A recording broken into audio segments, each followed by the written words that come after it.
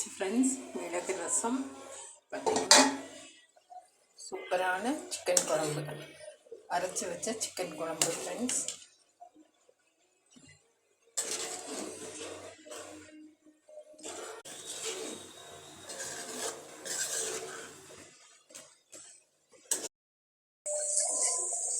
குழம்புலேருந்து chicken இருக்குது friends. வெங்காயம், தக்காளி, கொஞ்சம் இஞ்சி பூண்டு பேஸ்ட்டு, பச்சை மிளகாய் போட மாட்டேன், போட்டால் டேஸ்ட்டாக தான் இருக்கும். நாங்கள் சாப்பிட்றதெல்லாம் போடுவோம், இது அப்பா சாப்பிட்றதுனால போட மாட்டேன். அவருக்கு இருமல் வந்துடும் பச்சை மிளகாய் போட்டால், அதனால காரம் சேர்க்காமல் செஞ்சு கொடுப்பேன் எப்போதுமே. இட்லி ரெடி ஆயிடுச்சு, இட்லி இருக்குது.